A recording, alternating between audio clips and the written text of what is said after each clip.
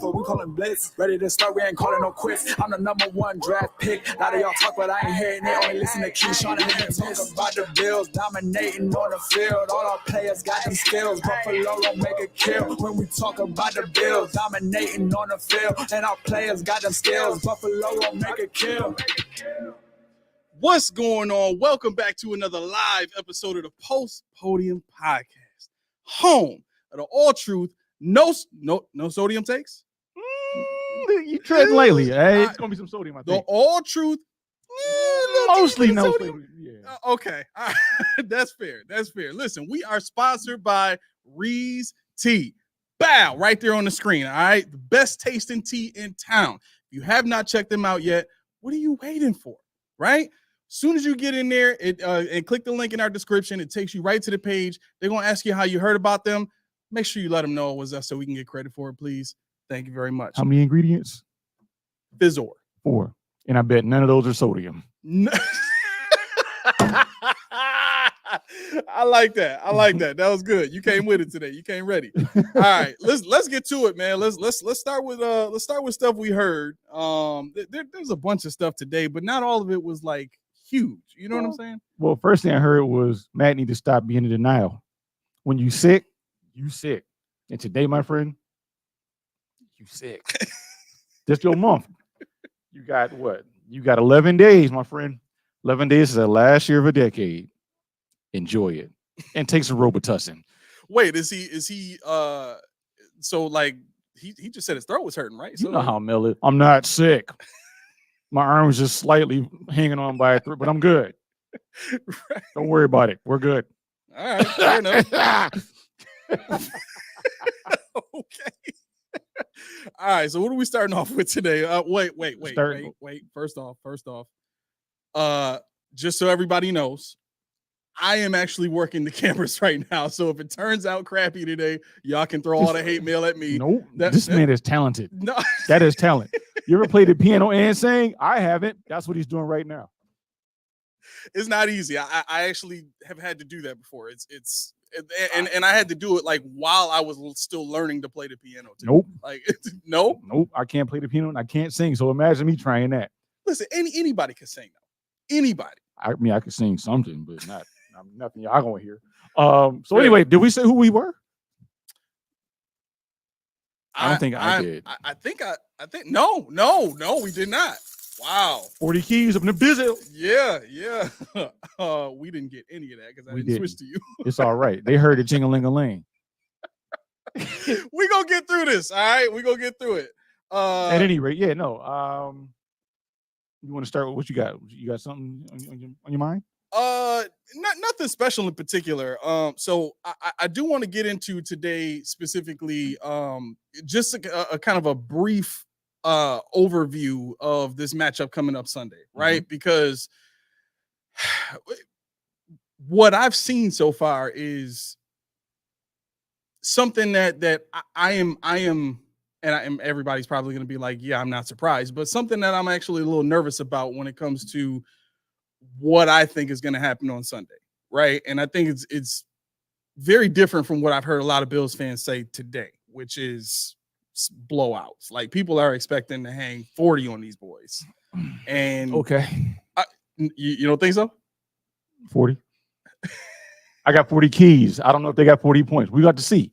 I was just, what's funny about it? I was talking to my friend about this, and he was like, Key, what do you think about this team? I'm like, I don't know. I gotta wait till 4:00 on Sunday to tell you what I think we are. Right. Right now, there's no sample size. Everything looks good on paper, everything, or bad, however you want to look at it. But we didn't see any. We didn't see the scheme. We haven't seen really the scheme last year because he came in and kind of did a holdover job. We didn't see Josh. We didn't see Josh with Steph because Steph isn't here anymore. We didn't see Josh with Dalton because Josh didn't play. And we don't have a sample size of Curtis Samuel, Keon Coleman, MVS, Mac Hollins, all the guys that we got in here now. There's no sample size. So for us to say 40 burger, that's presumptuous. That's real presumptuous based on something. Yeah, I agree with that. I think at the very most, or I should say at the very best, this defense is athletic. Yeah. I mean, all the way down the middle. Like their corners, You know, they got that young guy that they just Max Melton. Is that he was drafted this year, right? Yeah. Yep. Okay. Mhm. So I, you know, when I was looking at the team as a whole, I'm saying to myself, most of these guys are under 30. I think the two oldest guys they have are Buda Baker and their linebacker opposite Zaven Collins, if I'm not mistaken. I think he's 30. I was just looking at this not that long ago, but it's kind of a young, you know, up and and their defense. Like, do you want to just get into it now, or how do you Sure, want? let's do it. But Okay. before we do All right. that, I got you got the comments up? As much as I can see, I can't see the bottom because I got to keep the cameras up. Dang. Okay. I was gonna play the Steve versus Steve game. Oh, you got something? This has become a must-watch podcast for me. Appreciate you guys and your work. It's bills, but it's fun and entertaining at the same time. Thanks. Wow, thank you. Okay, and that was Steve number 1, right? Steve Noble. Steve, really? Mm-hmm. Wow. Yeah. Thank you, Steve. Greatly appreciate that. And Bully wants us to know that 2K drops tomorrow. That's a you thing. I'm so mad that I didn't get into 2K24 like I wanted to. Junie's been saying, you know what it is. You know what it is for me. It's I would never live a life outside of the house if I ever really got. Oh, you play that My Player? It's over with. That's what I'm saying. Like, I would never do anything else. I would be so engulfed in, and all my money would be going to it. Like, I would just. And the funny part about it is none of that stuff transfers over to the next year. Nope. Every single time you buy a new game, you got to start all over. That's why I don't buy any VC. I'd grind it out, man. My dude, but I make my dude true to form. When I finished, he was like a 69. But this man, they clown me when I get up. I got the brown outfit on everything. They clown me till I run with them. Yo, who is this dude getting rebounds on everybody? Why is he blocking everybody's shots? Because that's how I built my dude. Don't look at my overall. I built him how I play. Right. Don't do that. I could just imagine you rolling out there with a hoodie and the same jeans they put you in college with. Yep. With the 2K sneakers on. Oh, the 2Ks. Yes, sir. Those are the EA Sports version of Payless. So what's the most expensive shoe you've ever bought on there? Like, not with VC, but like, never bought a shoe. I go with my endorsements. Whatever free shoes they give me is the ones I wear. Have you ever gotten a shoe made? Like, you know how you could design one. Mm-hmm. They give it to you when you sign with them. They give you one, and that's the one I wear. Holy I don't know where the stores are. They got Adidas stores. They got this store. I'm like, I'm just gonna bypass that and go to practice. Wow. Yeah, I told you I'm true to form. I do be looking homely. I am the one to put a knee brace on him. I got to wear a knee brace in real life, and he ain't even got one because I got to pay for it. Not doing it. Wow. Yeah, it's bad. Wow. All right. What? This dude is cheap. Oh my gosh. All right. So I got some notes here. Yes, sir. I'm gonna gauge the room because we talked a little bit about this before we started today, right? Mm-hmm. But Khalil Shakir named his top 3 receivers. Okay. Right. Did you hear about that? No, I didn't. Okay. So he was on with Eric Wood on the Center on Buffalo podcast, right? Okay. And he named his top 3 receivers, his preference, right? I'm trying to see where exactly he ranked them. I don't want to have to listen to it, but I was listening to it on the way here, and then my wife was saying something to me, and I don't remember how it goes. But his top 3 are CeeDee Lamb, okay, Jamar Chase, okay, Keenan Allen. Like over everybody else. I don't want to know why, but okay. Maybe he grew up. Well, how old is Keenan Allen? Keenan Allen was about 30. Let's say. Isn't he? Yeah, he's got to be 30, 31. So Khalil Shakir is 25. Nah, it doesn't work. I'm going to say he grew up watching him. Maybe he likes the way he played, but I would think like I don't know. Yeah, the way he was saying it, it sounded like Keenan Allen was like his number 1. But I and I think I agree with where you were gonna land eventually, which was their games are similar. Right. You know what I mean? And I think if that's who Shakir is modeling his game after, I'm all for it. As long as he's not hurt. Why you say that? Because Keenan Allen likes to get hurt. As long as that doesn't happen, we're good. Just model the other stuff, just not the injury component. Right. Just don't do that. All right.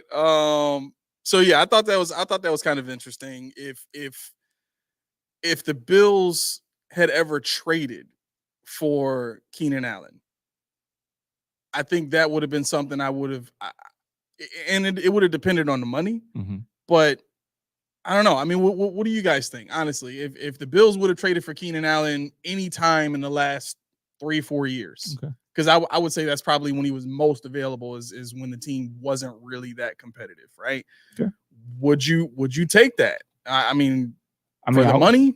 I'm gonna go ahead. I'm gonna hold my thoughts on that because you said a word that's gonna make me rage, and I'm trying to think of how Mel phrased it last week. It's gonna be a lot of people that hate me right now because we could have had him. Because I have a rage point that you kind of triggered, but I'm gonna let it live for now. Let it live for now. All right. So, moving right along. So let's hop into this Cardinal stuff. Because I don't have a lot of stuff we heard. So we'll just dive into this, and I think that'll pretty much carry us into whatever we want to. So, and Billy Williams said Allen or D Hop. Either or, he's saying. Oh, in terms of like he wouldn't mind trading for either one. Right. Probably within the same parameters the last 3-4 years you're talking about. So that would encompass when he was available and everybody wanted him. You know, like, what was that, last year? More or less 2 years ago. Would you take Jamar Chase? Like, pennies? Huh? Pennies? I'm saying he's trying to get paid right pennies? Now. I'm calling him pennies. You know why, right? Pennies. No. Yeah. You know what he said? No. He wants to get paid 1 cent more than Justin Jetta. He wants to get paid 1 penny more than Jefferson. But his numbers are not better than Jefferson's. He don't care. He wants to get paid 1 penny more than Jetta. Now, what I didn't know was this, and I mean, neither here nor there. His base salary is $5 million, not base salary. His salary this year is $5 million. Mm-hmm. T. Higgins is $21 million. So of course he's like, yo, no, I want my money now. Even though you're only 3 years in, you know, but I guess in at the end of the contract, he'll be at, you know, at that 35 million. They're gonna make that kind of money by then. Yeah. You know, so I guess he wants it now. He wants to lock it in. I don't know if that's a smart move. I mean, in the short sight it is. But you think about if you hold out and exhaust your contract, you probably make more per year unless you get hurt or something like that. And that's why I say the caveat of whether it's smart or not. If he gets hurt, he loses the money. But if he plays his contract out, the rookie deal, he's probably going to make more than whatever he thinks he's going to make now. Well, for his history in the NFL so far, I think he's had like three injuries that have kind of kept him out of games so far. I wouldn't want to risk that. You know what I mean? Like I'm always for players getting paid, especially when they come in and produce like that on rookie contracts. Right. Like you should definitely get paid. No question about it. Right. Mm-hmm. But some of this has to do with Cincinnati's history of just not wanting to pay people. Right. And the conundrum they find themselves in now is you got T. Higgins kind of like looking like this, like right over the horizon of the monitors here, looking at Jamar Chase, like you ain't about to get paid before I get paid. I was here first. Right. Right. Exactly what you're saying. Yeah, I went out this mother, man. I'm out. Right, exactly. Like if they pay you, but they don't pay me, like I'm lighting this whole joint on fire. Watch it burn. Right. Speaking of that, it just triggered my memory here. So if and this is a different topic. I apologize for bouncing around. But if we were to cut Tyler Bass, it's a $7 million cap hit, dead cap hit, right? Okay. All right. I'm going to rage now. Go ahead. You're giving me free reign to rage in a moment. Go ahead. Yeah. All right. Go ahead. You've opened up Pandora's box on this one. Oh boy, have you. So this was an interesting thought that occurred to me before I found out how much his dead cap hit was. But then I had another thought after that. But I'll get to the initial thought, which is, wouldn't it be something if the reason that they signed Tyler Bass to so much money, which is something they've never done for a kicker since I can remember, they've never given a kicker that much money, right? What if part of the reason they gave him that much money is because when he kicked the touchback in the 13 seconds game, and everybody was throwing a fit and blaming him and then blaming the special teams coordinator and all that stuff, he just kept his mouth shut. He didn't say anything. He didn't have a look. They kind of paid him to shut him up. Like, if you do not talk to anybody, if you don't leak anything, you'll get your money, and we'll pay you to just shut the heck up, right? And then when I heard about the dead cap, I'm like, oh, well, they could easily justify, well, we're not cutting them because of that, right? But then I thought, you just got rid of Steph Diggs for $31 million. So what's 7 more on top of that? Oh, I'm percolating now, boy. I'm percolating now. I'm about to frizz over the top. Go ahead, bro. So let's back up a little bit. I like to gloat here because Laura, our favorite. What's up, PPP? What's going on, Laura? Okay. This is her main fantasy wide receiver. He's irking her nerves. That's music to my ears. That's music to my ears. And Lot Ray, no, we're not cutting Bass, but we're just talking in hypotheticals right now. Yeah. But okay. How do I start this? I don't even let me just go down memory lane here. So, like you said, Tyler Bass. Yep. We signed him to a big deal for shutting up, basically. Took the fall, whatever. Didn't hang it on McDermott's head that they changed the squib. He didn't say he was a good boy. Okay. So speaking of money that we're pissing away, I'll say it, or should I say tinkling, my uncle? Oh no. So did you know this morning we had $440,000 in cap space? Actually, yes, I did. I found I was listening to the radio and I found out that all that $12 million that we thought we had. When people gonna listen to me? I told y'all we can't afford them. Whoever you name, we can't afford them. I know this thing was on. Y'all just chose not to listen. So you know we have $2.7 million now, right? Because they restructured Epinesa and who else? Daquan Jones. You look very happy to have heard that. Who did they sign this year? AJ Epinesa. And they gave Daquan Jones and a new contract. So you just gave them both new, but now you restructured it already.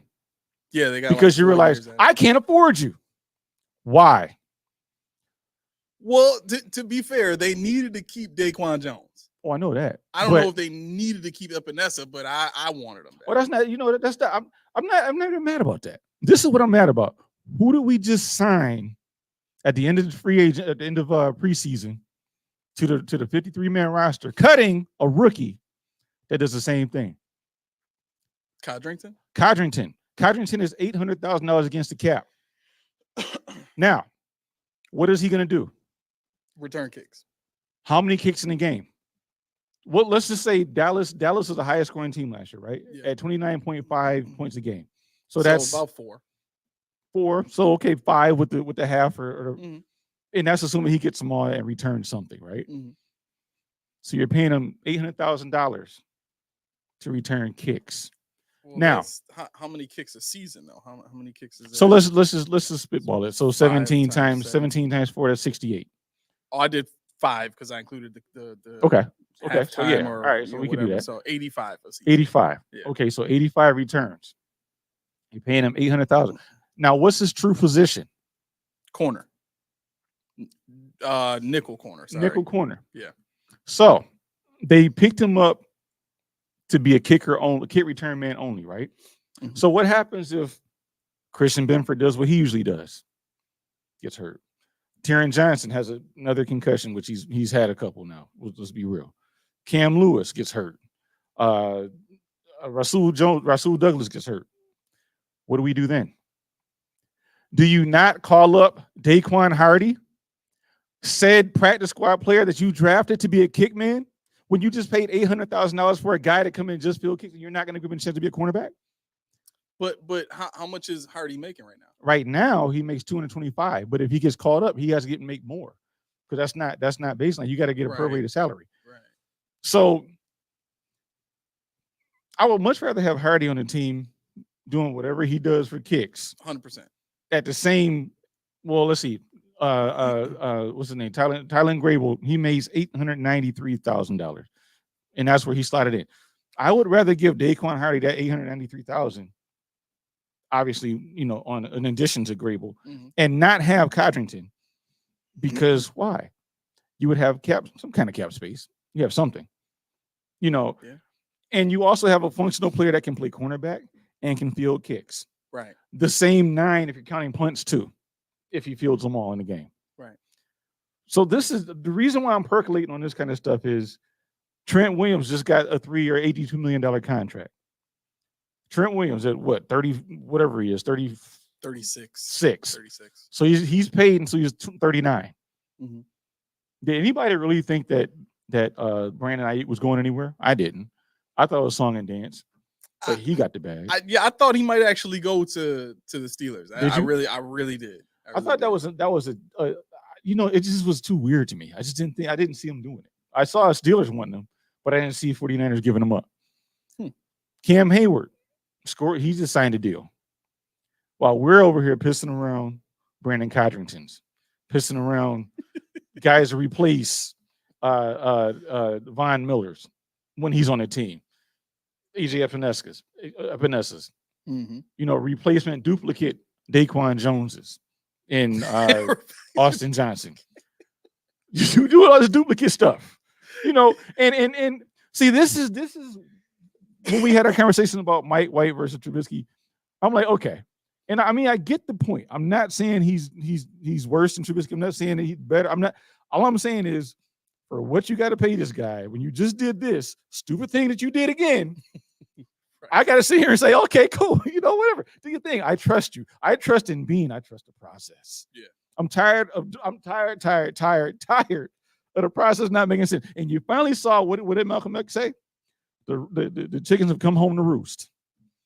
This 400. Tell me when the last time you saw the Bills with a $440,000 cap availability. Never. I'll wait ever. Yeah. Everybody, when you said, oh, we're going to get that $10 million from trade, I said, no, you don't. I said, no, we won't. You guys have it for now until the 53-man roster becomes what we're looking at. The 51. That explains why you were looking at me silly last week when I asked y'all, like, is the $12 million burning a hole in your pocket? Right. You're like, what $12 million? $12 million. And that's the thing. It's like, to me, it's like, and I don't expect people to understand, how the caps work. I'm not Greg Thompson. I'm not. And so if you ask me anything crazy how to build these, ask him, not me. I don't know. I'll try it. But what I can tell you is I take stock in this kind of thing. I'm not really into, the fantasy aspect of just saying, hey, let's get all these guys. My mind automatically goes to how does this work? Because I saw this coming. I want our team to have talent. I want us to have guys. And I look further. And I know I'm kind of going into a rabbit hole here. Go in. But if you look at our cap, obviously Josh Allen is the seventh highest cap hit with Mitch Trubisky. All right, so our quarterback room is the 7th highest cap hit. Mm-hmm. Now, the Bills don't pay running backs. But did you know that the Bills have the 4th cheapest running back room? Did you know the Bills have the 3rd cheapest wide receiver room? They have the 11th most expensive tight end room. They have the 7th cheapest offensive line. As long as we have Josh Allen, we're going to win, right? Wow. As long as we have Josh, we win, right? This is the thing. It's not about Josh. It's about what we're putting around Josh. It's about the fact that people say, oh, look at this receiving room. We got MVS. We got this. We got they're pulling the wool over your eyes all over again. Obviously, because I've been texting you like crazy. Don't fall for it, And you guys are listening. Don't fall for it. I tell you, but they say we got this. We're gonna do that. But when do you have the audacity to tell me you can afford to go get Brandon Codrington and return 9 kicks? When you have the audacity to tell me that your 6th round draft pick, who was lights out, probably better than Cam Lewis, is a practice squad player that you're going to keep because he doesn't return kicks to your liking. Yeah, but like, so what I landed on with that, because I try to think in terms of Sean train of thought, so to speak, right? The only way that he could punish Hardy hard enough to get it, because Sean is all about, you have to adopt our mindset, right? When I was talking to I called Rich to see if he can come in and take a look at the laptop last week, right?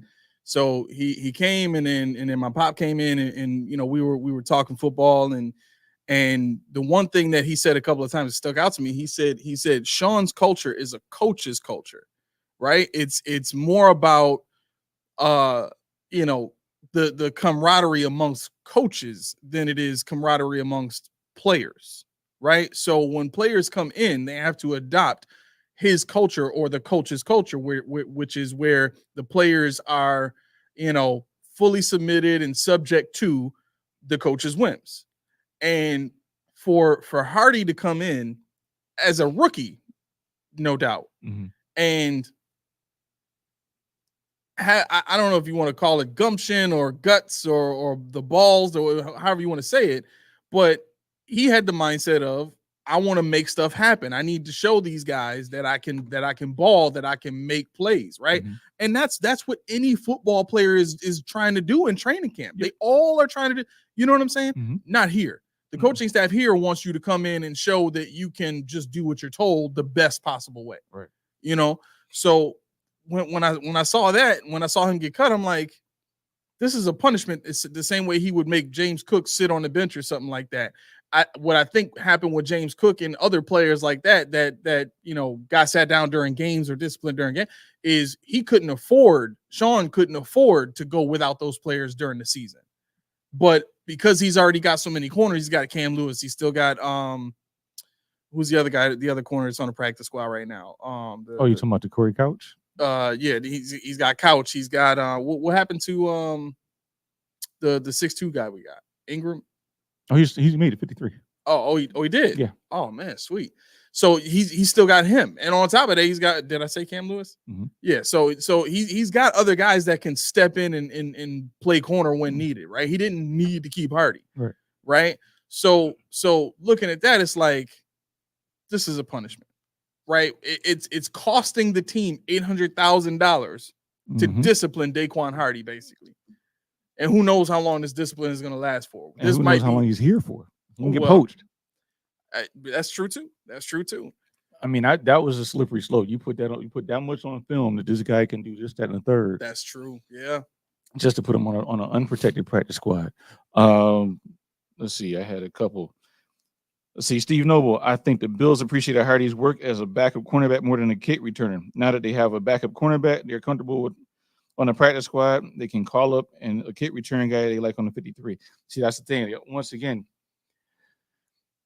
if another team has a cornerback that goes down, Daquan Hardy is out of here. I mean, he has a choice to say, I don't want to go, but who says I don't want a chance at the 53? Especially after this team showed me what they think of me.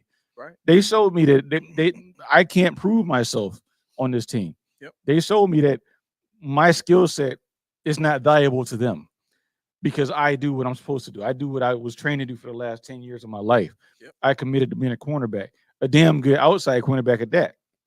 I played against the ones. I played against the twos. You can't say I played against the taxi squad players, you know, in the third game of the preseason. I played against quality people, and I showed what I have. So for the Bills, if they really think that they're going to keep him there long term, hey, if they do, bravo.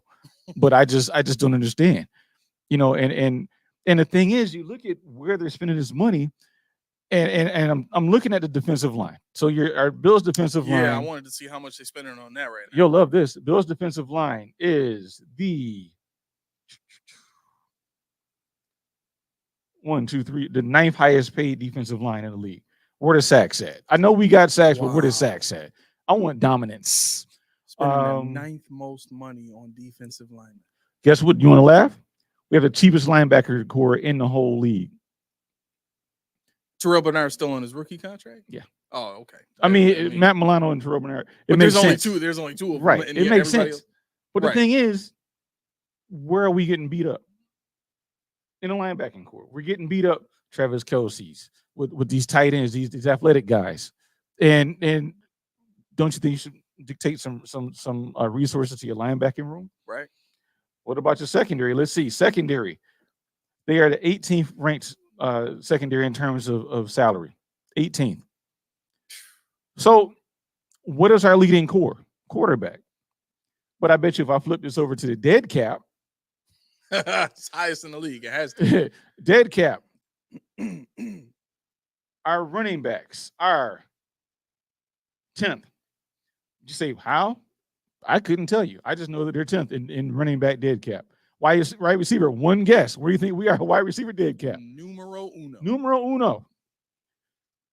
Tight ends. We are obviously low because we didn't have any tight ends to cut. Offensive line, we are 7th. Defensive line, dead cap. We are about 14th. Linebacker dead cap. We are 1, 2, 3, 4, 5, 6, 7, 8, 8th. Secondary dead cap. 1, 2, 3, 4, 5, 6, 7, 8, 8. I didn't scroll the page down that one time on dead cap. Is that all from Poyer? No, Hyatt too, because Hyatt got void years. He's on a void year, so he's technically a free agent, but he still counts against the cap. But the thing is, it should be reversed. Right. For a team that's supposed to be good, I shouldn't have to scroll this page and manipulate it to see all of our rankings. We should be top 10 in everything in pay. If we're the the second worst cap situation, third worst. But what just out of curiosity, where were we last year in terms of spending? Do you remember in roughly? Cap, we were I think roughly 24th. Still? Yeah. Wow. I mean, but that was, you gotta figure we were worse. That was a decline. We were the last this year right. before the manipulation of Epinesa and Jones. Right. Now, that's one of those deals where you got to say, do I want one or the other? Because remember, I said next year we have a negative $2 million cap hit already in 25. You got Rousseau coming up. I don't know what people think. People prognosticate he's going to have double-digit sacks. I don't see it, but for what he does, he still should be getting $15 million. He's going to be probably one of the best run stoppers in the league. We can do that real quick. We can. Do you want to go through? You want to see if he can actually, or predict Let's if he can do actually? So, can you pull up the schedule? Mm-hmm. And let me see here. Try to do all this while controlling the cameras. But let's find every tackle he's gonna go against for the season, and let's just see if he stacks up. I mean, that shouldn't be that hard, right? Or will that pull up the rosters if you use that? I have actually dope. I can do it because I have. You're right. I have the our lads up. Okay. So give me 1 second to get back where I was. So yeah, Arizona. You just go to the depth chart, right? Mm-hmm. Okay, perfect. Arizona, he's going to be lined up. So I'll pull up the schedule. They don't switch him that often. So we're pretty good in saying he's going to be going up against the right tackle. Yes. Okay, so Jonah Williams is Arizona's starting right tackle. Jonah Williams. Oh, that's right. Yeah, he's been there for a minute. He's been there for a minute. So Jonah Williams he's older now. He's definitely below average in terms of his performance relative to his peers. Oh no, this is not the same Jonah Williams I was thinking about. He's 26. Oh, this is not out the who was I thinking? Jonah Williams. Who was I thinking about?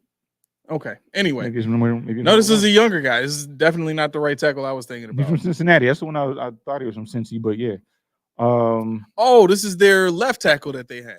Yeah, they must move him to the right side. Okay, yeah. Well, okay. So then I can tell you, this Jonah Williams does not have long arms at all, and he is light in the butt to say the least. I think I think Rousseau might eat him up. Honestly, he's really not that good. I had in the Kyler Murray effect though. He's a little scutterbuck, so he's going to be scrambling all over the place. I don't know how much they're going to run too, because you figure they don't have a bona fide wide receiver core. They got Marvin Harrison and insert name here. So because I think Christian Kirk is still injured, right? Christian Kirk, I believe so. I think the No, it didn't show on here. actually no. Here, let me look it up. Michael. Okay, so they got Michael Wilson, Greg Dortch, and Marvin. Yeah, they're gonna run. They got it. They have to. How they gonna survive? They got Trey Benson. I'm glad I drafted him now. Trey Benson, James Conner from Pittsburgh, Amari DeMercado, and DJ Dallas. I know DJ Dallas was a depth guy from Seattle. So I think they're gonna run a lot on Sunday. No, that's as of the 19th. We don't want that. And while you're looking, yep. Clones Bully said, yeah, Hardy was a late round pick, and I don't know why Bills fans love the 54th man so much around here. We love practice squad and training camp killers every year. Yeah. I mean, that's the thing. They scour. They pride themselves on scouring the practice squad, other teams' practice squads, and getting the best guy. See Isaiah McKenzie, see KJ Hamler. See what we brought in. I don't care about that anymore. You say you draft, develop, and pay. You haven't shown that, at a market pace since when? Since 2017. You got a couple of guys you retain. Josh Allen, who obviously is a no-brainer. You got Ed Oliver. You got Milano. But I mean, for the most part, either your guys are gone or they priced themselves out of Buffalo. In other words, you didn't want them, or they priced themselves out of your range because you have a number. You always got a number, but nobody really knows what that number actually is. Right. It ain't a high number now because we only got 440,000. Oh, that's right. Kirk is on the Jags, not on he's on Cardinals. Yeah, I forgot about that. Okay. So they got Trey McBride. So their weapons are Trey McBride, Elijah Higgins, Marvin Harrison Jr., Michael Wilson, Greg Dortch, Chris Moore, Xavier Weaver, Zach Pascal. So I have Michael Wilson on my fantasy team. Sorry, what is his name now? I'm forgetting people's names. Roy.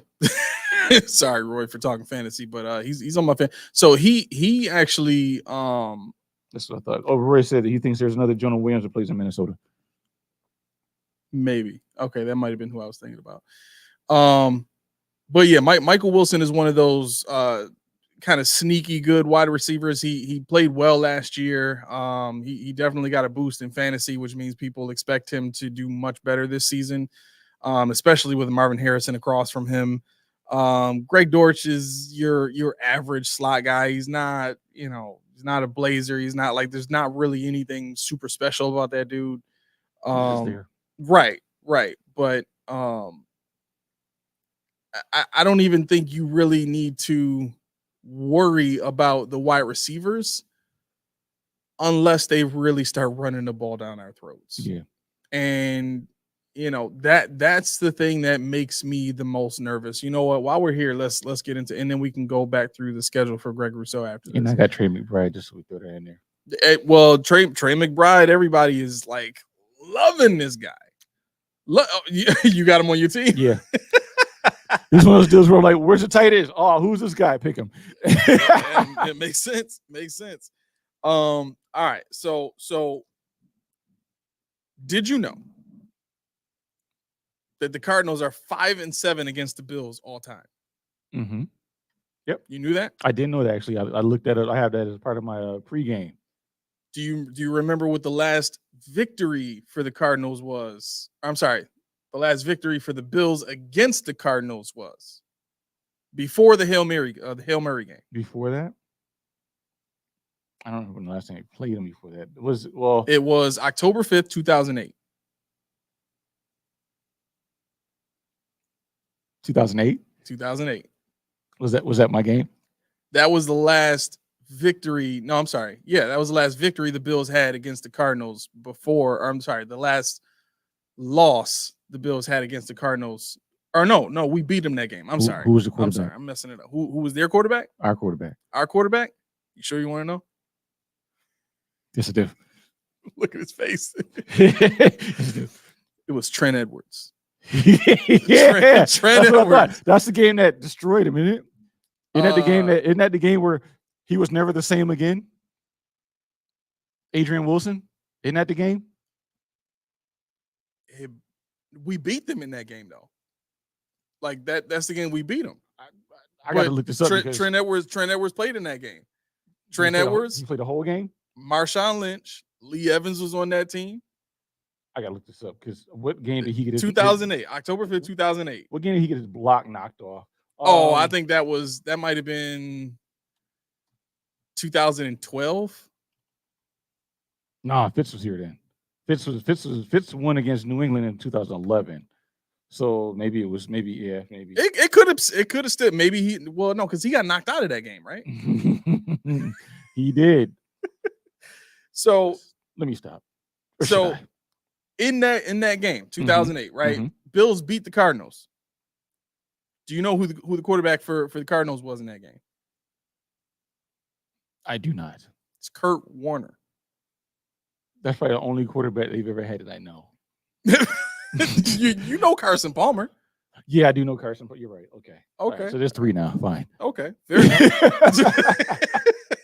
Wait. You know Kevin Cobb, right? Did he start for them? He was a starter for them. Yeah, he was a starter right before he came here. I think he came here after they let him go. That's tough. But yeah, okay. Yeah, I do know. Okay, so I do know more than I think. You're refreshing my memory. Okay, fair enough. So what was interesting about this victory over the Cardinals, right? Mm-hmm. They went on that year to make it to the Super Bowl. That was the year that they lost to the Steelers in the Super Bowl. So technically, Trent Edwards beat a Super Bowl caliber team. We'll fight later. That's how. We'll fight later.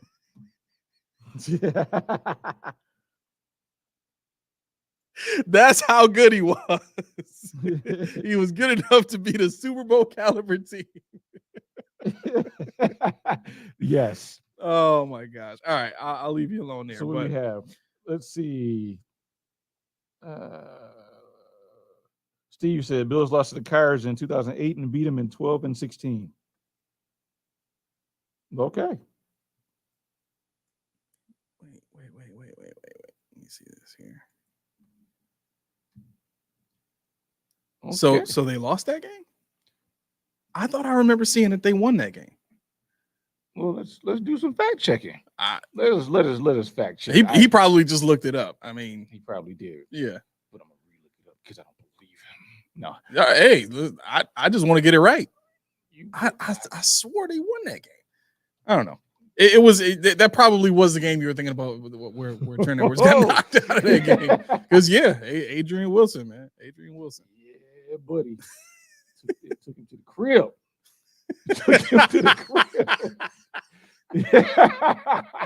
7-9 season. I mean, the thing, the ironic part about it, of course, I don't want anybody to get hurt. But the thing is, what was so maddening about that was that everybody, Trent was on pace to do what? He was on pace to do what? Anything better than any other quarterback that was there after Drew Bledsoe, basically. Right. Yeah, I mean, because you figure, he went 3 for 3 for 18 yards. That's pretty much about right for him. J.P. Lossman went 15 to 21 for 220, a touchdown interception in that game. Got sacked 5 times. What was the score in the game? Let's see, that 33 to something. 41 to 17. No, that's not the game. That's not the game. Okay. No, what the heck was I looking at? Because this is the 2008 game. So what? Okay. What was the next game after that they played? Okay. Hold on one second. Let me do my digits. Yeah. Oh, you do got it pulled up last 5 games. All right. So the last 5, we played them in 2020, obviously, right before the bye. So you know what that means. We lost. 2016, 2012, and 16, we did win. So we won 2016, 33-18, and 2012, 19-16. Then we lost 2008, and we won 04, 99, and so on and so forth. So Okay. yeah, so I might have been looking at that 2016 game then, thinking it was 2016. Yeah, but that's not the one where that's Trent Edwards didn't play in that. No. Trent Edwards, that 2008 game. I'm pretty sure it was a game where his life changed according to Bills fans. Okay. Yeah, it was definitely Captain Checkdown, Columbus Bully. You didn't see me on the camera, but when I put up my resource, I said Captain Checkdown. They actually put that on Pro Football Reference. You don't have to pay to see it. Yes, they just did. look at Trent Edwards. Yes, you'll see Captain Checkdown. It tickled me. But this is the whole movement they doing now with people's nicknames and stuff, right? Because didn't they put Kadarius Toney's nickname on there or something like that? Oh yeah. Wait, there was a Kadarius Toney. Take this out. Maybe I spelled it wrong.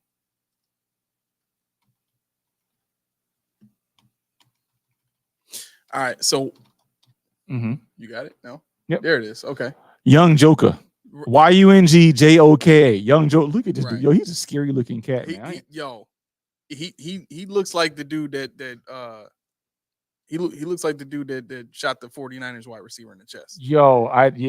And somebody mentioned that. That is crazy. I just affirms I am afraid of California. I'm not even worried about saying it. I'm afraid of California. Bro, that's everywhere, bro. No, man, not even that. Not me. We're in Buffalo. We know that. But you can't wear this hat in LA. This represents an LA gang somewhere. This, a Yankee cap, because it's blue and white. Oh, well, yeah. Those are no, ain't got nothing to do with Crips. Nothing? It's something else. What? There's like 32 different hats you can't wear in California for certain reasons. I lie to you not. There's a YouTube page on this dude who breaks down every hat, what you can't wear. I'm like, nah, I'm good. This is, and dude, I mean, you're talking about, you talk about Old Block in Chicago. You talk about North Philly, which looks like downtown Buffalo, that part that they don't want you to see. Yep. You talk about New York City. I mean, I'd rather go to any of them places than go to because he was in San Francisco on a shopping area, affluent shopping area. They have Lamborghinis and stuff driving. They got shot in broad daylight.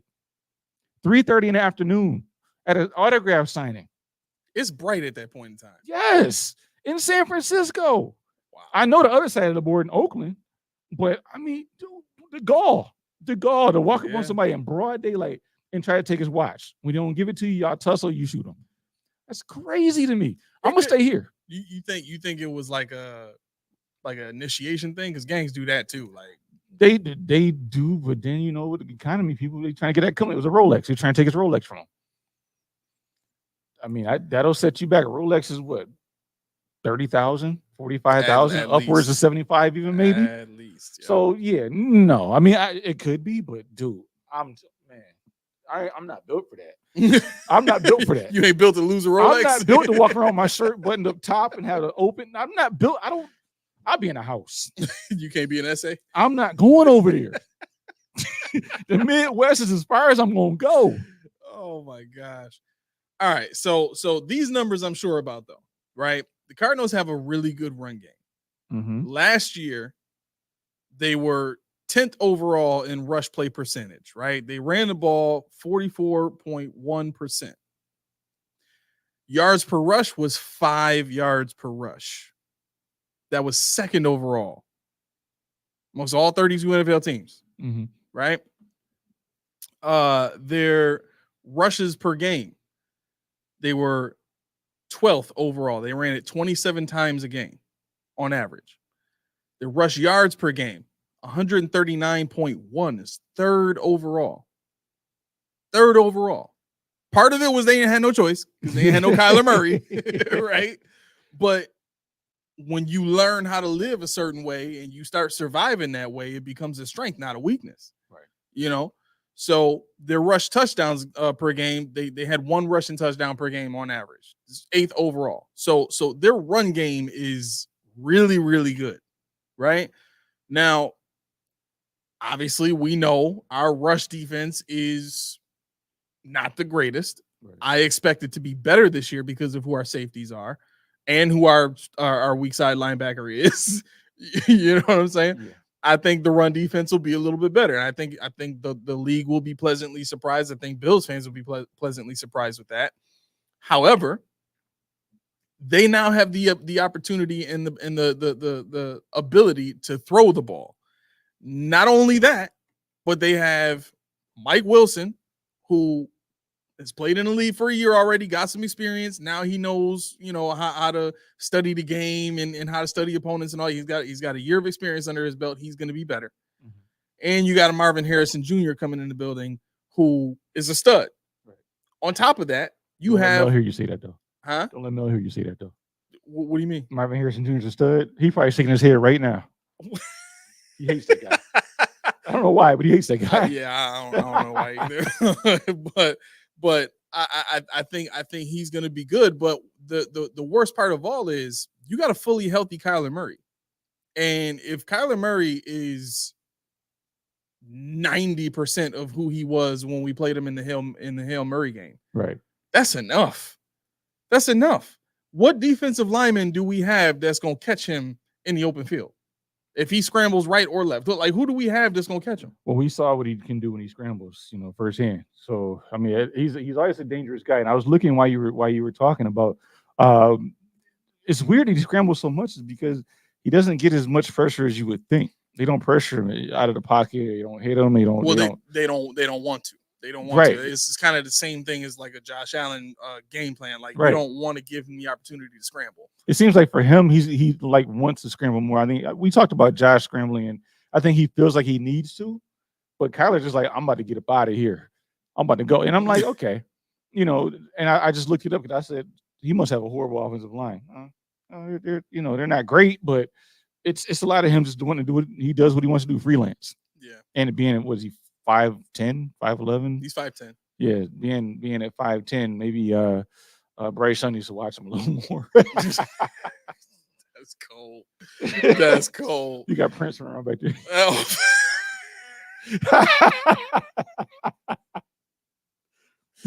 Oh my gosh. So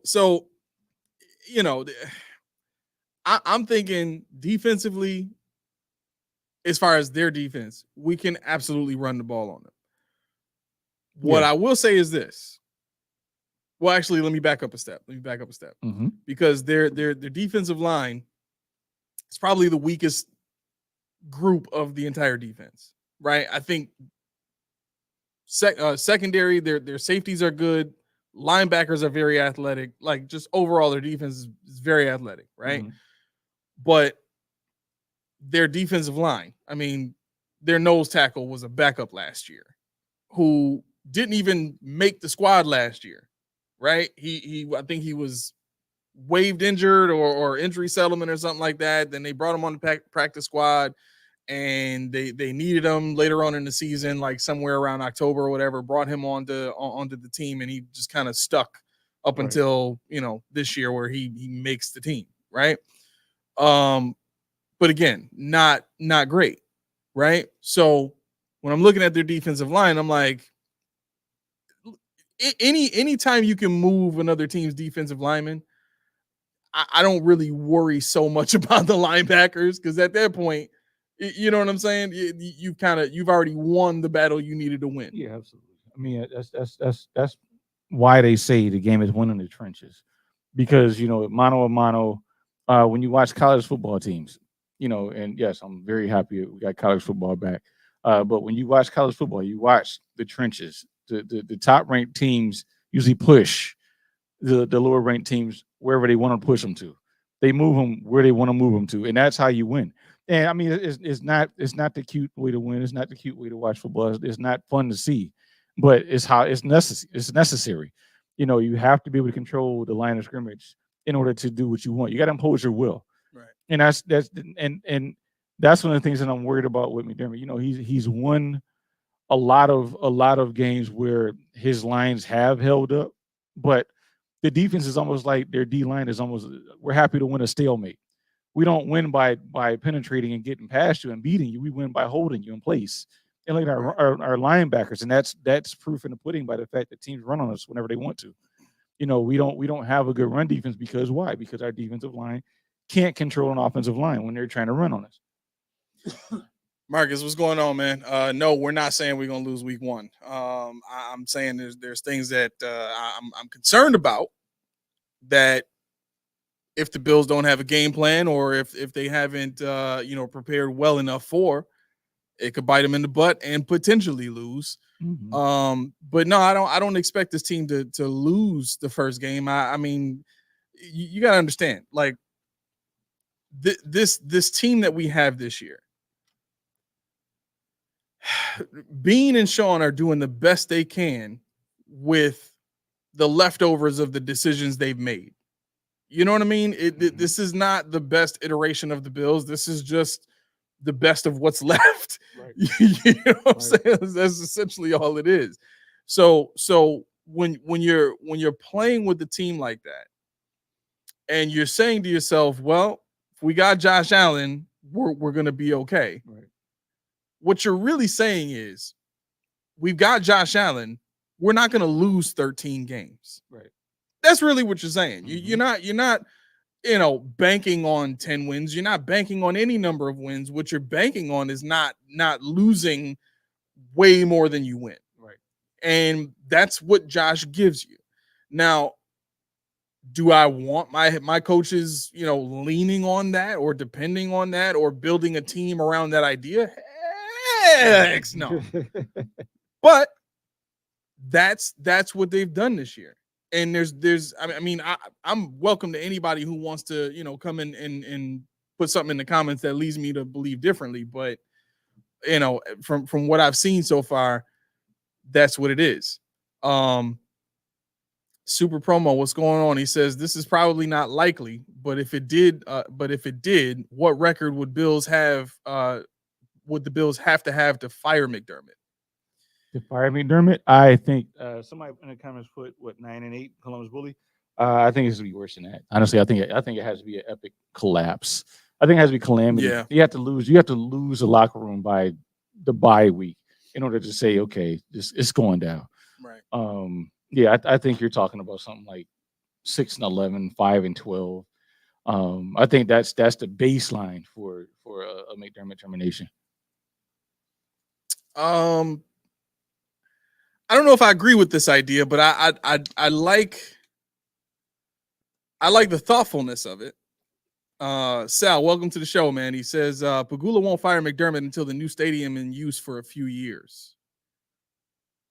That is something that I could see, because as of right now, and I was saying this before while everybody's staring at you on your phone.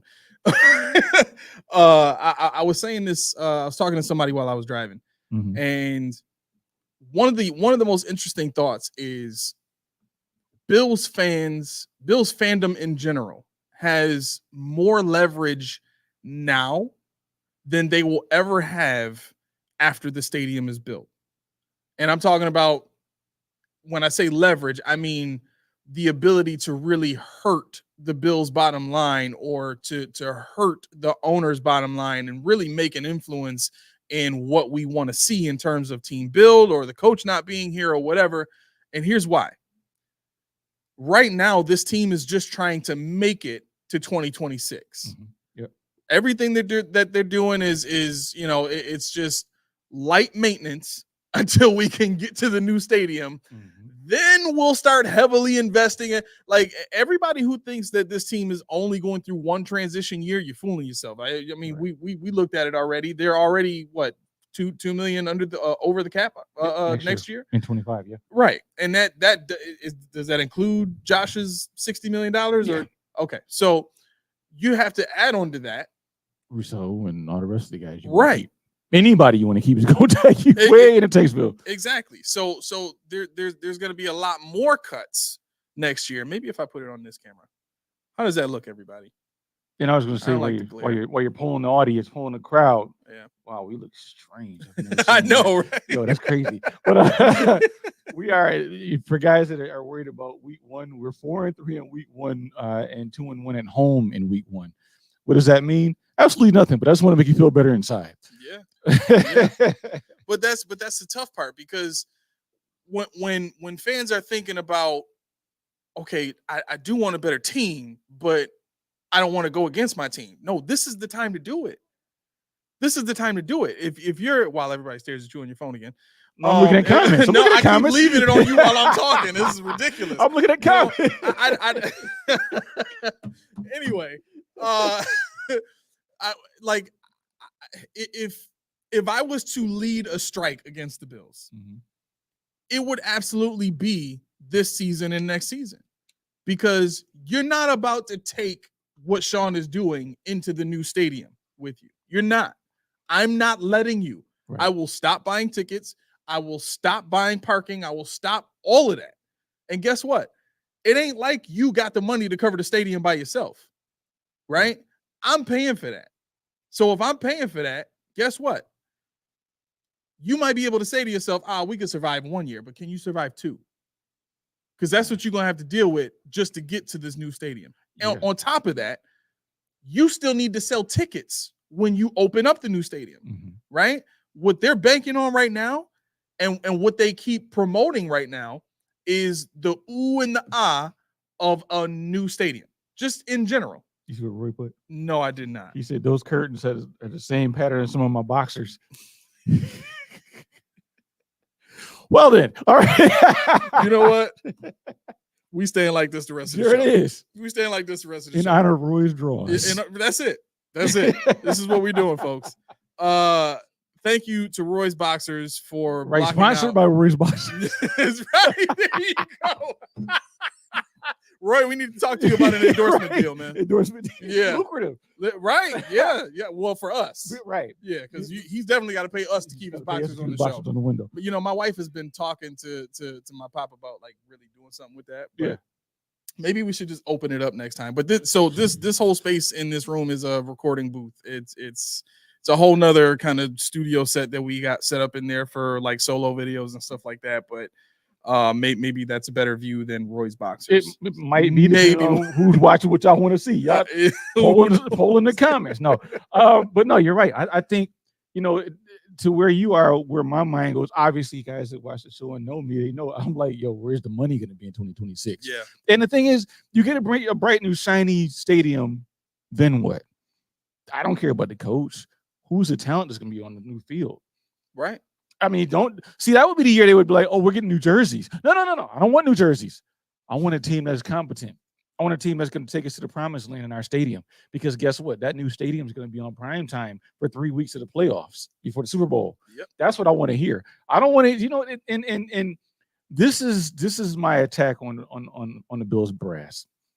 All they do is pride themselves on we have foresight. We don't sign this guy because we want to have the money down the line. Where's your money now? Where's your money now? So what are you going to do when 2026 happens and you're selling these PSLs at $50,000 a pop? They sold 3,600 of them so far. I heard. You're not going to be able to sell culture at that point. There's no way. You're going to be too under the gun for you to have that kind of a standard. Right. And as people say, what do you say? I can't keep my lights on love. Right. Can't Love do it. ain't paying Love the ain't bills. paying the bills. They ain't doing it. But yeah, I mean, so that was to answer the question. How many games would they have to lose? I think it would have to be, to make it to simplify the answer. I think they would have to win 3 games. I say if they win 3 games and lose the rest, right? And according to this schedule, I mean, I can find you 3 wins. 2 of them would be against the Patriots. You sure? I'm certain. I'm certain because like what you got to consider is this: if the Bills really are way worse than we think they're going to be, and I think this team is an 8 to 9 win team right now, just on paper, right? If we start going to looking at the matchups and stuff like that, maybe you can find a few more wins here and there, and injuries and stuff like that on top of that. Obviously, you can find wins if you really look hard enough. But on paper, I think this team is an 8-9 win team. And that's with Josh Allen having a great season, right? I just don't think they have it defensively. I think they'll be good, but not as good as they used to be. I think they might be as good as they used to be, only because they're an unknown. There is lightning in the bottle, but that's not sustainable. And I think Columbus Bully said in the comments something about sustained success. That's what they always preach: sustained success. Yeah, You can't do that with tryhards. exactly. You got to have talent. And I'm not saying the guys aren't talented, but I'm going to say it. I'm going to say it. Just say it, bro. As much as I love UB, as much as I love, where I'm going, the linebacker and core at UB. Who sent this comment? No, this is Columbus Bully that says Oh, sustained okay. success. Okay. We're excited about Joe Andreessen, which is fine, but this ain't the time for feel good stories. This ain't the time for feel good stories. All. He called UB. He zoomed them. He told who got the scholarships. He announced it. He got the call from Jim Kelly. We cried, whatever the case may be. But now we're playing football. Joe Andreessen is one of the 53. Joe Andreessen's got to keep his spot on one of the 53 every week, because at any given time, Matt Milano may come back. He's not on IR. He's on IR, but he's not on season ending. Yeah. And guess who the first person they're going to look at and say, how is the kid playing? When Milano says, I want to put my 58 back on. How's Andreessen look? What's he doing on teams? Now, are we going to be pissed off if he gets cut or if he gets put on practice squad? Maybe, but the thing is, the thing I have against this team, against this fan base, the only thing I have against this fan base is the loyalty aspect. Yep. There's too much of a memory. There's no what have you done for me lately? Right. At any given time, the only teams that win are you have your bona fide players that make the team, the guys that can't afford to screw up every once in a while. Pat Mahomes, Travis Kelce's, Jalen Hurts, people like that. But then the rest of the guys are like, every week I got to play for my paycheck. Right. But the Bills, no. I'm guilty of it too. When I play Madden, I never cut anybody because he's on the team for real. I got to keep him. Right. I got to keep him. But I'm not the one in the front office making the decision. And these guys clearly keep making the same decision based on what? How do I know this? Why is Kingsley Johnson still here? Why is Cameron Klein still here? Why is Elianku still here? These are the guys that get called up in the event somebody gets hurt. But no, you know what Bean's going to do? You know what McDermott's going to do? They're going to go out and scan the waiver wire and bring in another Codrington, bring in another person that we don't have on the roster. But you held these guys on the taxi squad as a taxi squad for a reason. Right. Because at any given time, we might need you. And when we answer the bell, we need you to, hey, man, we need you to do your thing. But I don't have the confidence. So once we get our defense figured out, like you said, I know I'm all around it, but once we get around your defense is figured out, it's figured out. We don't have any nuances that we can really pull out to stop someone, because we know Dorian Williams can't cover. We know Andreessen's a liability. What we don't know about is what Terrell Bernard can do next to these guys. We don't know what the second year of Russell Douglas is going to be. I heard earlier today that I forget who it was, but they asked Packer fans. They said, what about this guy? What do you think? They made him sound like DeRon Bland. They said this dude gets picked on all the time. They said he gets beat all the time, but he makes those big plays that you forget about, those big interceptions and things like that. Right. So none of that other stuff matters. None of that other stuff matters. Right. But when that's your number one, I'm scared, because that's your number one. Yeah. And then what's on the other side? What's behind him? We don't. Is it Mar Hamlin? Is it Mike White? We didn't see Mike White at all in the preseason, so now he's ready to start.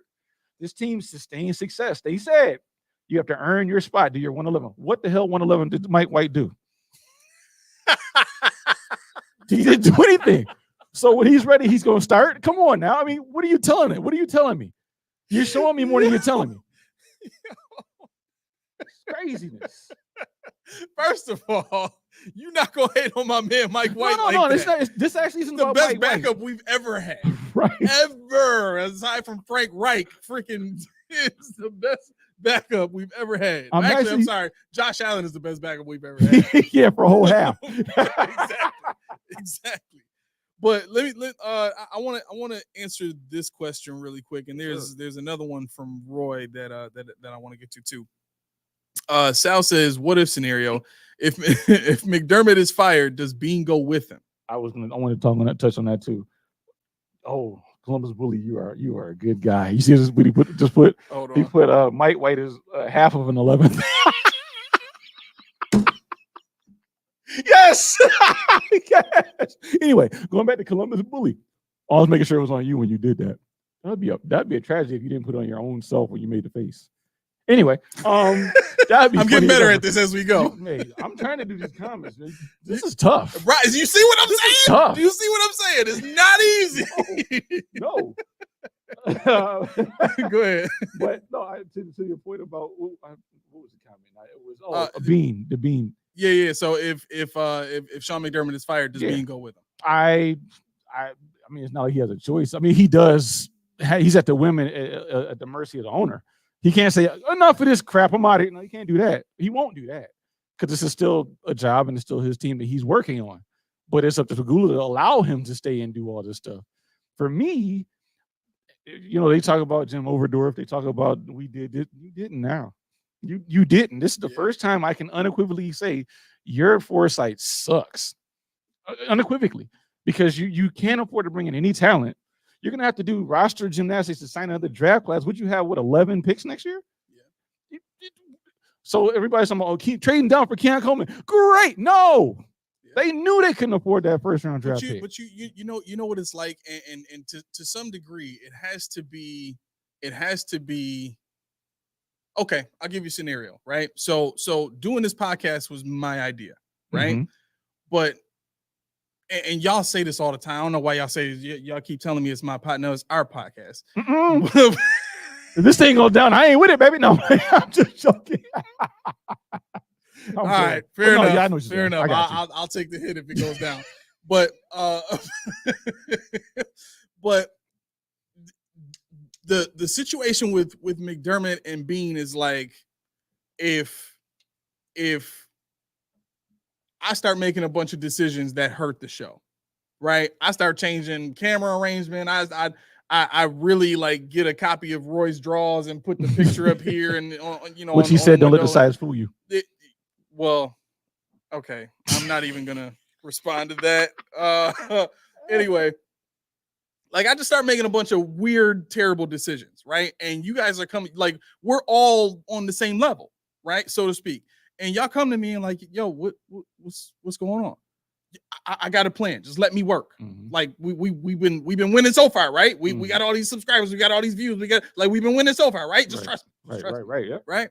And y'all just kind of shrug your shoulders, like, well, okay, I guess I can't argue with the numbers. Okay, And then we start going along. All of a sudden, we start losing subscribers, start losing views. We get kicked from the network, and stuff ain't going right. And we start telling everybody, like, look, I know it looks rough right now, but we're in the transition season. Trust our process. Right. We're going to figure this out. Just stay with us. Right. I don't shave for 3 months. Right. I just come on the show looking disheveled every single day, holes all in my clothes. I start cussing left and right. And that Reed's Tea is no longer Reed's Tea. Exactly. Reed's Tea done left me on somebody else's show now. All kind of weird, stupid stuff is happening.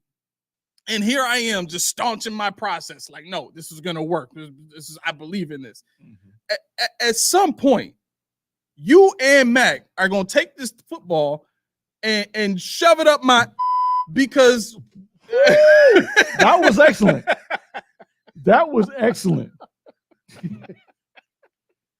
You were having too much fun over there. I am having way too much fun over here. I have too many buttons to focus on right now while trying to make points. But that's what Bean is going through right now. Honestly, I truly believe that's what Bean is going through right now, because you can point to McDermott's history and see he's always been a good defensive coordinator, mm-hmm. right? He's never been a head coach before, right? And we see what his track record as a head coach is now, which is he's essentially he's the Lamar Jackson of coaches. Mm-hmm. Great in the regular season, puts up numbers in the regular season, right? But when it comes to the playoffs, got a little something in the throat. Yeah, you know what I'm saying? Like it becomes this issue where your performance is sagging a little bit, right? So if I'm Bean and I'm watching this happen, to some degree, I have to be setting something up for myself. Right. I have to be, making comments to the owner, and I truly believe this is part of what happened with the whole conversation where Sean called Bean and started asking him, like, are you on board with this? Are you still on board? Because if you're not, and as soon as Sean gets to if you're not, and all of a sudden Bean just starts going off on him, like, I think that's how a conversation like that happens. If you're a GM and you know you've had success in Carolina, you know you've gotten great. Like he drafted an all-time great linebacker, 2 of them. I can't say 2 of them. He drafted Luke Kuechly, but he was there when Thomas Davis was there, right? He also drafted Shaq Thompson, who's a great linebacker. So we know he can draft. He drafted Josh Norman, who ended up being a great corner there. So we know he can draft. Do I want to keep being after this? Heck yeah, I would keep being after this. If I'm the owner, you know what I mean? Because to some degree, the owner has to know the contributions of the head coach. And like, I think Terry would know enough about football now to be able to understand it. You're right. Yeah, that is the hope. Because I'm looking at the hockey team too, and they're cutting GMs and coaches and this and like, yo, he's got a quick trigger, but he doesn't have he's an affinity for Sean McDermott. So I don't know. Yeah. But to answer the question, I think, unfortunately, I said all that to say, unfortunately, I think Bean does get the pink slip. Yeah, I do too. And it's unfortunate because he really is a good GM in terms of signing players and finding talent and drafting and all that kind of stuff.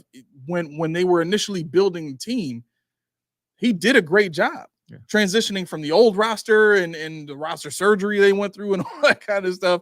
Yes, they did a good job to kind of build the vision.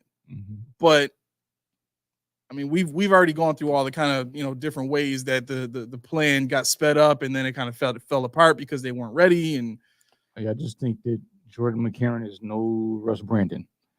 Russ Brandon, for all the warts he had, all the bad stuff we heard about him, he did a lot of covering up for the deficiencies of Dick Duran, Doug Marrone, Chan Gailey, what's the guy's name?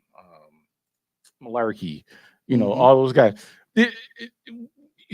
I don't want that anymore. I want what it is to be seen, and who is it? Sal said Bean's been putting a bow tie on a pig for a while now. Then it's true. It's true.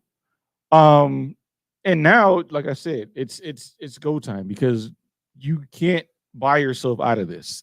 You can't. This what you have now is what you have. This is like a college roster in the sense that once the first game hits, you ain't trading. Colleges can't trade. There's no free agent wire in college. You got red shirts and you got the active roster. That's it. And right now, we're at the point now where somebody goes down, you better pray to God that they develop somebody behind them to step in. Because I don't want to pay for another. We got, I think Kareem Jackson's still on the team, I believe. But that would be my pick. That would have been my pick to be a starter. I don't even know what that was about. Don't do that, Kev.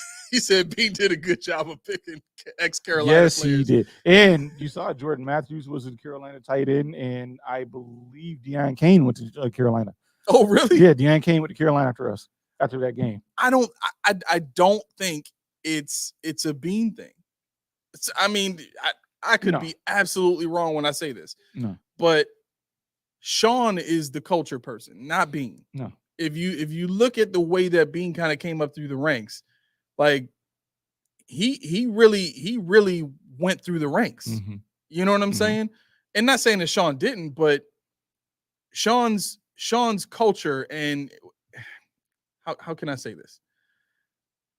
I should put the camera on myself first. I really think so much of what we're experiencing now as a franchise has to do with the culture that the previous owner of the Panthers kind of put in place, right? And we can go into that at another time. Yeah. But B, the camaraderie amongst staff that Carolina had. And I think that's the thing that when Sean thinks about his culture that he built here, it's a carryover from what they had in Carolina. I guarantee it. He had another traditionally minded defensive head coach in Ron Rivera there while he was a defensive coordinator. So, of course, the culture was coach's culture. Players come in, you do what we tell you, and that's it. Especially if Sean McDermott was in charge of the defense and when I say in charge, I mean running the defense the same way Brian Daboll ran the offense here, where like, yo, I'm doing what I want to do. Because they were running a 4-3. They won't run it like Ron Rivera is traditionally a 3-4 defensive coach. So the fact that they were playing a nickel defense all the time, like that, it was Sean's defense. It was his scheme. So, I think what Sean tried to carry over and bring over here was that coach's culture, right? And so anybody who was familiar with that culture, anybody who was familiar with teaching it or being in it, that's what Sean is trying to keep here. And that's the sad part. That's what all of our players are paying for. That's what all of our fans are paying for. That's what Josh Allen is paying for. You know what I mean? I wanted to ask you about this. How satisfied are you with the little bit of speaking up that Josh has done so far in media? I mean, I just want to see a carryover. I want him to really feel what he's saying. Because when you speak up to that degree, it's not about trying to show something. You're fed up with something usually that you've been keeping in the wrap, something you've been holding inside. Now you're like, you know what, gloves are off. And I think as a 28-year-old man and the leader of a team, that you are now the leader of a team in which we went over the numbers already. They gave you no weapons. I don't care what anybody says. They gave you no weapons. You're at liberty to voice your displeasure. Or if you're pleased with this, would you really want it? More power to you, but make it work. Yeah. Because at this point, if you wanted this, you better make it work. Because if you can't, it's on you too. Right. I was thinking about it. I'm glad it's funny you said it, because in the back of my mind, I was thinking about the clip of Shedeur Sanders. I don't know if you heard it, but anybody that watched the North Dakota State Colorado game, there was a pass interference call where Shedeur threw a back shoulder throw to Justin Hunter. And he was like, they had I guess mic'd up or whatever. He was like, man, he was all over. He was like, man, just catch that mother effer. He's like, man, he's like, I don't care. Stop me. Just catch that mother effer. He's like, all right, I got you. Okay, I got it. Well, see, that's the thing. Like, when a quarterback demands that of a player, you see how Justin Hunter plays. You see that the boy is bad. But I don't need Josh to be that cocky. But when you're the this is your team. We know this is you. Everybody behind you represents you. Right. I demand you to we worked on this over and over and over and over. And that's why I had a problem with the preseason, the way they played it out. Because it's like, okay, McDermott comes, oh, we had an extensive inter squad with Pittsburgh, extensive scrimmage. No, the scrimmage, no, it's not the same. Do you think that because teams don't really use preseason games to what's the word I'm looking for? To kind of, do most of their analyzing and most of their, deciding on players and stuff like that. Like, for the most part, coaches use practice. Yeah. Because they can do more of what they want in practice and see more of what players would do in the stuff they really want to do in practice more so than the preseason game. But do you think that because of that, what we have on the team is, I'm kind of losing the train of thought of the question, but where I was trying to go is, do you think that more of that is going to end up being the case in the future and potentially kind of hurt the realistic view on who's good and who's not? Yeah, well, normally I am with the evaluation process, but for me, this past preseason was predicated. I think this is why Josh wanted to play too, because I saw something really where Cam Newton said, what do you say? Watching game film on TV, you don't watch that to pick stuff up. You watch that to kind of get the tendencies, the overall, the hand signal, stuff like that. He said, because that epic clip where he said the lines up, you've been studying your playbook, because he says the wheel. He said, but see, we did something called this, which was an arrow, but we also had this, which was a bow, which is two different things. He said, but the simple nuances. See, when I look at Josh Allen playing in the preseason, I don't need him to throw for 300 yards. I want him to get a feel for how MVS turns his head when he hits a certain pocket on the field. I want him to get a glimpse of how it feels for him to see how Curtis Samuel comes back on the route. What is his speed? Where is his hands? That's the stuff you got to duplicate in a game setting. And instead of doing it in the preseason and getting that rust out, we got to do it this Sunday and pray to God that we can do the whole game book, the whole playbook, and not miss a beat. And I don't want that. Luckily, we're playing Arizona, who didn't play any of their starters either. But I don't think that was the way to go when you don't have any kind of chemistry in a game setting. Now, next year, whoever we hold over, if it's MVS, if it's Coleman, if it's Samuel and them, you have a whole season now with them. So you know how they play. You threw the ball to them all year long, and I just want to hit the ground running because that's the little stuff for me. The little stuff is what gets you over the top, and we always talk about we can't get over that hump. Try something new. You were scared, and Josh wanted to play. Why? Why did he want to play? I doubt it was because he wanted to go get beat up. I doubt it was because he wanted to go and look good in front of his family. Nobody was in Pittsburgh to watch that game. Right. He knew he wanted the mental reps. He wanted to see, the new offensive line. How do they hold up against a good pass rush? How is the linebacking core? How are those cornerbacks? How do my guys hold up against the press? This is stuff he's trying to process, and instead, it's raining a little bit. No, we don't do that. So to answer your question, I think it's a trend that is a necessary trend on a team that you're really evaluating. But we had an offense, actually offense and defense, where we don't have any knowledge of how they play together, and they don't either. Right. That's the thing that gets me. They don't even know how they play together. You saw Andreessen play with Deion Jones. They were lost because the cues weren't there. Deion Jones isn't as washed as people say. Maybe he is, but we didn't see it because the communication's off. That's like Steve Nash and Amari Stoudemire back in the early 2000s. The pick and roll was lethal because I know where he is at all times. He knows where I'm going. Sean Kim and Gary Payton, throw it up. I'm dunking it. Tom Brady and Randy Moss, just throw it deep. As far as I can throw it, he's going to catch it. He's down there somewhere. And that's the stuff that I wanted to establish before we got to week 1 of the season. I don't think there are many people outside of those with us right now and some of the people closer to us that are going to want to chew on that any kind of way. Right. You know what I mean? Because here's the issue that I kind of take with, I'll say, because I like to call us, Bills supporters, right? We support the team with, merchandise we buy, tickets, showing, like, we're supporters, right? 100%.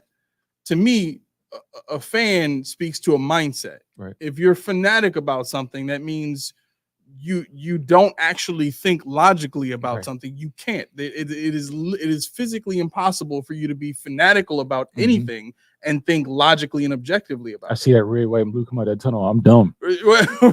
That's what it is. There's nothing wrong with it. But when you're doing a show like this, you got to think outside the box. You got to think sometimes. Exactly. So what makes it hard is when you say these kind of things, fans immediately go to, oh, why do you hate the team? Oh, you think we're going to lose? Or you think that, like, whoa, take a second, breathe. I'm pointing out deficiencies. Right. If there's something wrong with your car and I'm a mechanic and I tell you, you need to get your shocks fixed. Right. They creaking. Like, that's not good. If they snap on you, you ain't going nowhere. Right? You're not going to say to me, oh, why you hate my car? You don't like my car. You just mad because my car is $30,000. Like, I'm not saying that. It's a beautiful car. The car is dope. I wish I had one. But this is what I said, they can make it better. But right. And I don't think it's anything wrong with that at all. But the second you say anything bad about the Bills, people are willing to stick everything down your throat that they can fit. Hey, yo, Oh, bro. we had a Dooney side even though he's not here. Yeah. Oh. I was gonna say Kevin Harris said they lack critical thinking skills, which is, I'm telling you, sometimes it's hard, man. That when you see that first night game, when they turn the lights off, you see the phones, the smoke come out, and they say Josh Allen, the place is ridiculous. You're not thinking about nothing else. You are in the moment. Right. When I see that Bills logo, I'm like, yo, let's do this thing. Exactly. But at the same time, you got to step back, like, yo, if we had this, or why did he do that? Or, we took what I told you. We took Ken, his best friend, and his best friend's mom to the game, the last game, and I'm like focusing. I heard out of the corner of my ear. I heard in the distance, T said, she's Right leaning back. Right. Right These things are big, but Jesus. T said, she leaned back. She said, look, he's studying. Talking about me. Yeah. Because I was like, focus. On a preseason game where Josh and them ain't even playing. Nobody in the field even probably made the team. But I'm like looking at, okay, this is what they're doing. This is what this guy, he's moving there. He can with it. That's how you. But then when I go back home and watch on TV, I get my beer out. I'm like, yo, okay, Right. cool. This is the moment. Right. So sometimes you can get lost in it, lose yourself. But don't act like the reason why you believe in this team is because McDermott said so, and it's true. Yeah. Yeah. Never do that. He might be, but think about it for yourself and figure it out. Right. Right. Laura says worst preseason ever. Sal says Eagles fired a Super Bowl winning coach. McDermott cult is a loser mentality. 100%. 100%. Yeah. And that's the one thing. When we first started the show, I used to point to that Yeah. all the time. Like, you have a team in the Eagles who has been to, I think at the time when we were talking about that, they had been to 2 Super Bowls in the span of 4 years. Mm-hmm. Like, short leash. Anybody in Buffalo would kill to have something like that. Oh, you have a statue if you did that. 100%. You have a statue. You know what I mean? So, like, to me, it's like, yo, how serious as a fan are you really about the team winning? Are you just a fan of? And this is okay. When I say this, I want people to understand. I'm not taking a shot at fans. Oh, cancel alert! This, right? Cancel alert. Go ahead. It seems as though people are more in love with spraying ketchup and mustard all over each other and jumping through tables and cooking out in a parking lot in 0-degree weather than they are about winning football games. Right. Because everything that happens in the parking lot has been happening for the last 20 years. And the Bills have only been winning for 6 of those years. You got to think about it. Why did they keep the stadium down in Orchard Park? What was the reason why they said it? Tailgating space. Yep. Tailgating space. I mean, that tells you what they want you to do. They want you to tailgate. They want you to have a good time. They want you to get drunk, go in the game, and just be belligerent. Because when you're drunk, you're not. Your eyes are wide shut. Right. You know, and to your point, yeah. I mean, even as far as to fire Doug Peterson, they were about to fire Nick Sirianni. Yeah, they were talking about that. They sure were last year, and they're still talking about it this year. Yeah, that was coming off of a second place, first place, and second place season. Right. I saw this, and I'm glad I saw it. Mm-hmm. Excuse me, because I was thinking about this the other day.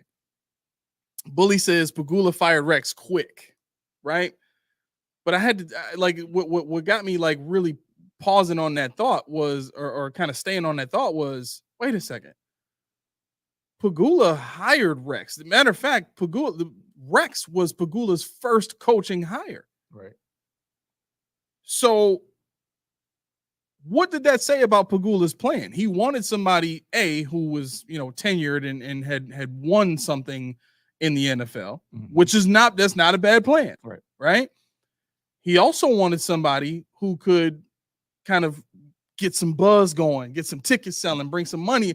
It actually was, at the time, the home run of head coaching signings that, in terms of what was available at that time. You can pull up the list, but I'm pretty sure I would have taken Rex Ryan over most people that were available at that point in time. Yeah.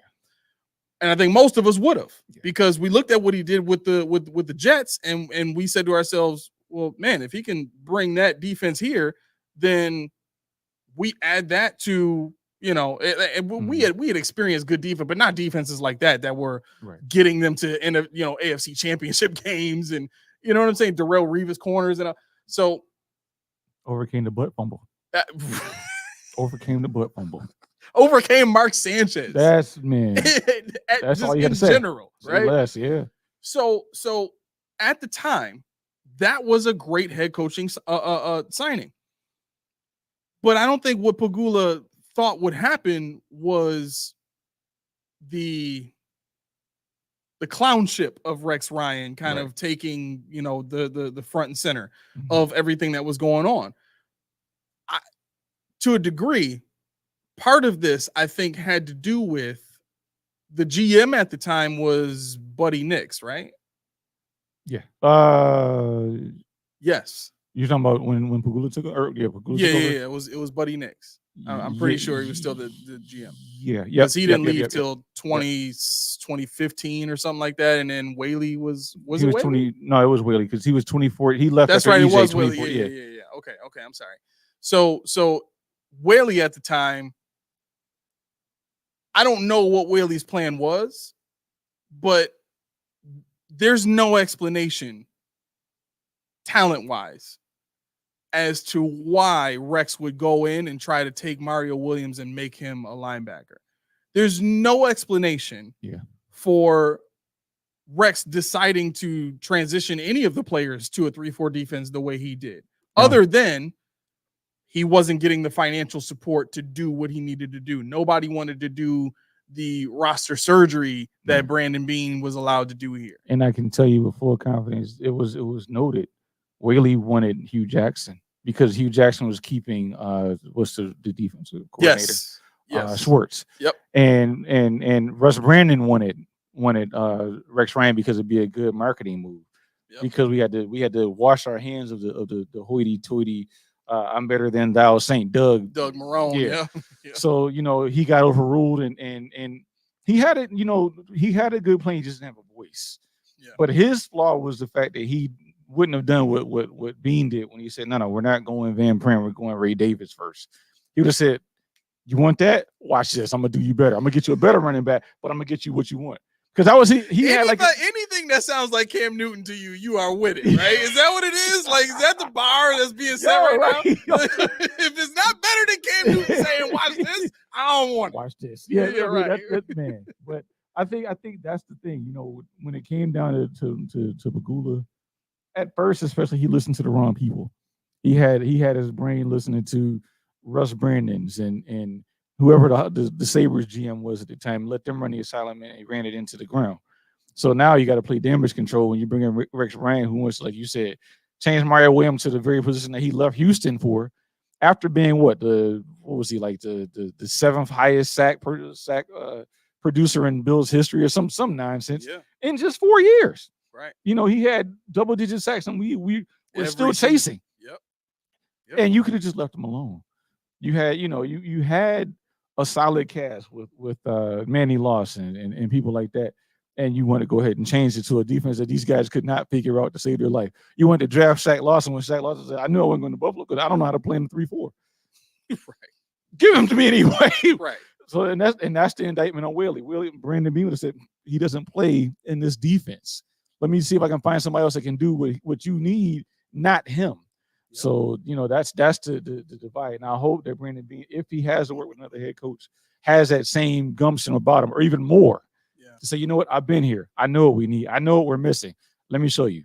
You know what's funny is with the Sabres, Pagula has always trusted the GM more than the head coach. Mm-hmm. But it seems like here with the Bills, he and not specifically here in this studio, but with the Buffalo Bills, he trusts the coaches more than he trusts the GM. Right. And I just kind of wonder where that comes from, because I think both Rex Ryan and with Sean McDermott now, we've seen the success of the team more so comes from the GM who brings the players in, right? You can if you allow any coach to build the team he wants to build in the NFL, most of the time you're going to have success to some degree, whether you're winning more than 3 games and you were only used to winning 3 games. Now you're winning 7.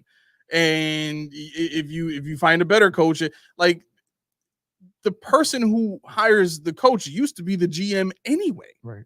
So imagine if a GM gets to find a good coach that he can work with, hire that guy who comes in with a vision of how he wants to build the team, and the GM likes that plan because he hired him anyway. He's got to like his plan, right? And now you have a head coach basically telling the GM, hey, listen, this is the vision I have, and the GM's like, Say no more. I'm going to build it for you. Right.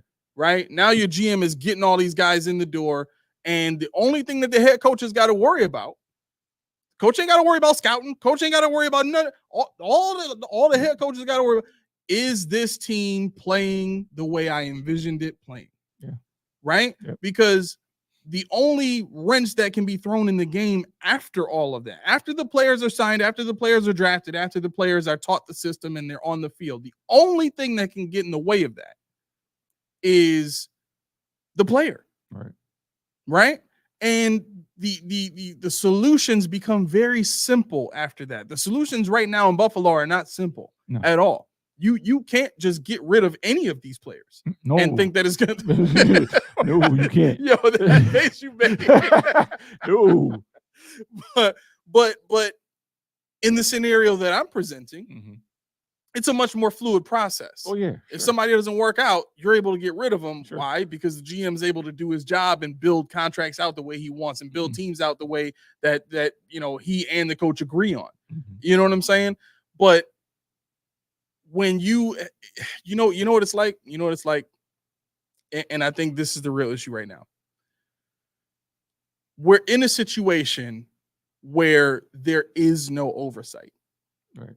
There's no oversight, right? Think about anybody in life, adult or child. If there is no mentor, if there is no father, if there's nobody that is holding them to a certain standard, even if a parent passed, but the child was taught a certain standard, that still exists, right?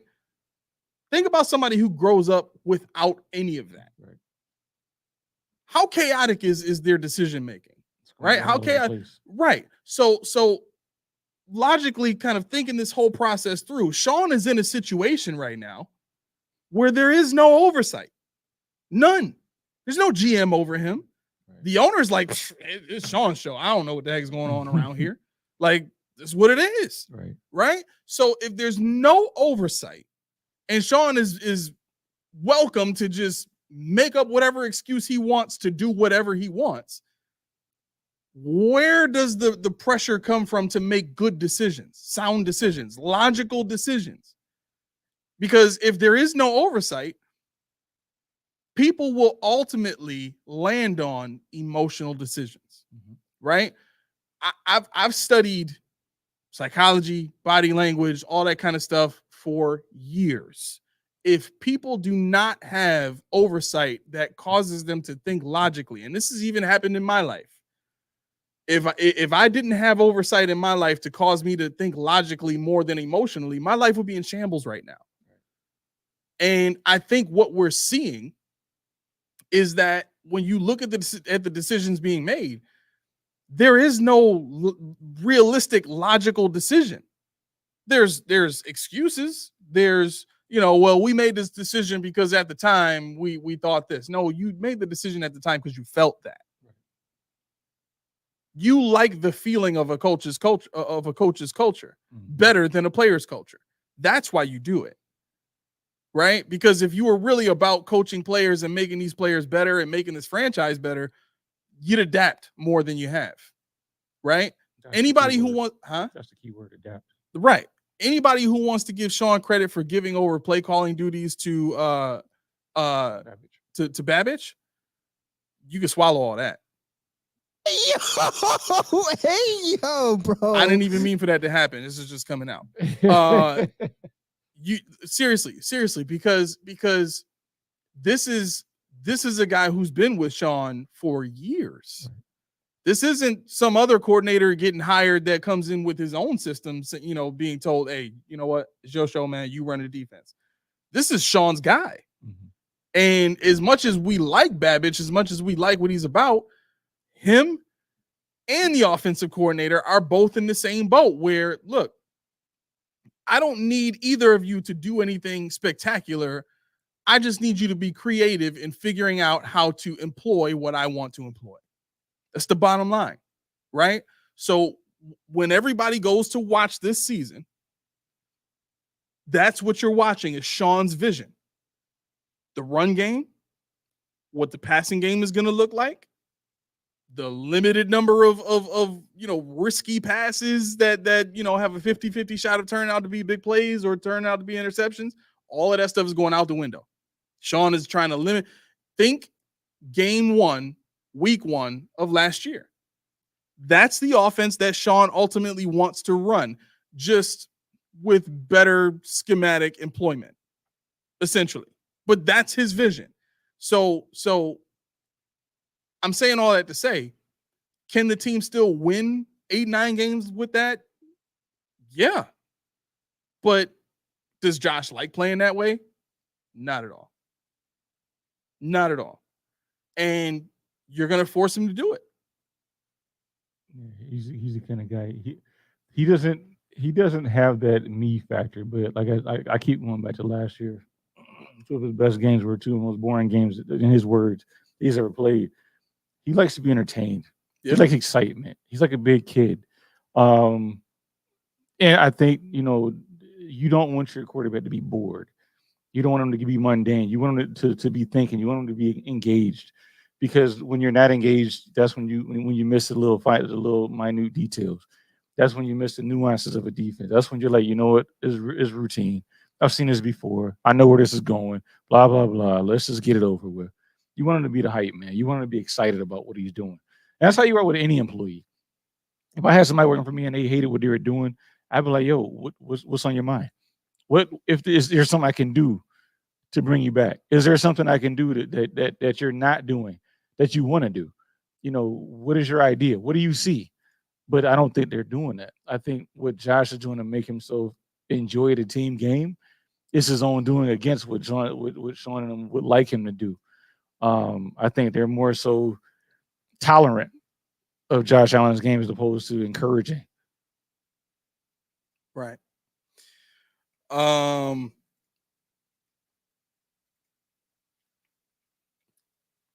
posted it, but I'm gonna say it too. Shut it, Roy. Roy said, without standards, you end up with boxers that look like curtains and Velcro shoes from Walmart. Yeah.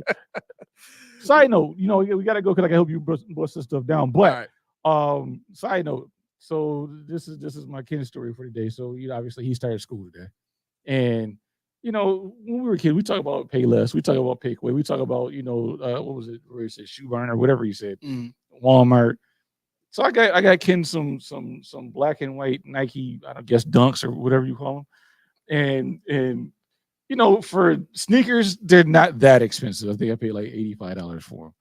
So Ken comes home from his first day of school, takes them off, and just tosses them in the middle of the room. I'm like, yo, fam, I paid a grip for these shoes, but he's like, what are you talking about? I said, so it's like $85. He was like,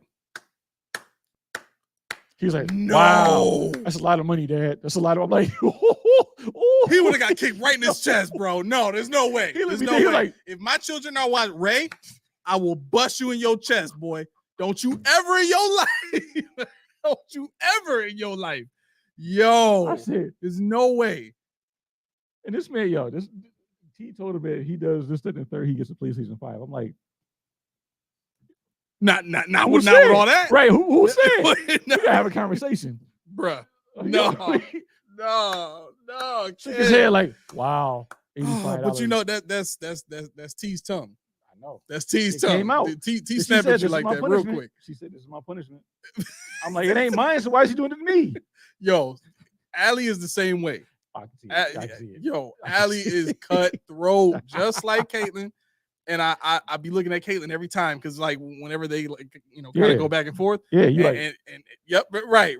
And I look at Caitlin, I'll be like, excellent. Like it's perfect because now I don't even gotta argue no more. Allie, come in the room, get her, get your mother. Rook to Bishop. Right. What's your move? Oh, that's perfect. So listen. South Buffalo Ray, you're gonna have to hit me up later on. Let me know what I was wrong about, bro.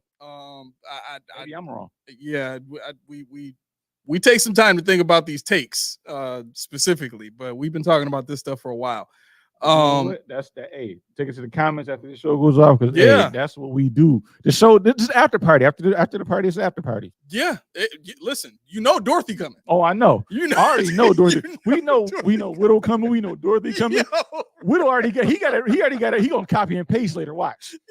He gonna be like Control C, Control V. Okay, checkmate. Go ahead. I'm waiting. Yeah, man. Yeah, that's what it is. But I love it. Yeah, so because of what Laura is going through right now, she said, "I think my blood pressure is spiking again. Are we dysfunctional?" I think the head coach's decision making is dysfunctional. I don't think the team itself is. I think so much of what the players have done has been to cover and compensate for those decisions. You know, I think it's part of the reason why you're seeing Josh start to open up the way that he's opening up. I think he's so used to, Josh specifically is used to that coach's culture where you don't, judge the coach. You don't, do anything to show that you're not on board with the coach's, plan or whatever. But even for Josh to say, playfully to some degree, the decision to not play him during the rain is soft. Like if I had to put money on it, I think Sean and Josh had a conversation afterwards just to kind of make sure that stuff like that can't be, translated the wrong way in the future. You know what I'm saying? Yeah. Oh, you mean, Mr. I'm very concerned? Yeah, exactly. He should talk to himself in that closet. Exactly. Nah, Josh, like, you know what? File it. Talk to my people. Yeah. Have my people talk to your people, because I'm not talking about this. He said that's Josh's offense? Oh, no. Oh, no, bro, no. Oh, he didn't say that. We don't have enough time to get into that, but there's so many different ways that I can prove to you it is absolutely not Josh's offense. Josh has input in terms of what he likes to do and what he wants to do. But when you look at what the Bills did even last year with their if you look at what they did last year with their play action stuff, Josh hates play action. Mm-hmm. He hates play action. He does not ever want to turn his back to a defense. And he hates being under center too. Right. In his mind, he like the reason he likes shotgun is because he wants to see it from start to finish. Just in case somebody is trying to do something different after the snap, he wants to see it all happen and play out, right? And a part of that is because he kind of already has in his mind, and most quarterbacks do this, is not just Josh, but he already has an idea of in his mind based on what he's seeing, pre-snap where he wants to go. It's just he wants to, more immediately or more quickly identify whether or not his thought is right or wrong. So if he's got to turn his back to the defense, that's let me see. It's roughly a half a second to a full second of time that he's losing off of his scanning time to be able to identify that. And furthermore, I don't think deep down Josh trusts his offensive line enough to be comfortable with turning his back to the defense that many times. Right. But are we going to see play action this year? You damn right. You're damn right. The Bills were way too good at it last season for them to just take that out of the offense, right? So when I say that, it's Sean's offense, what I mean is the schematic change from playing 11 personnel, 11, to now playing 12 personnel, right? To the running of the ball more often and how they've, kind of grafted the run game onto the pass game and in the shotgun formations that they do.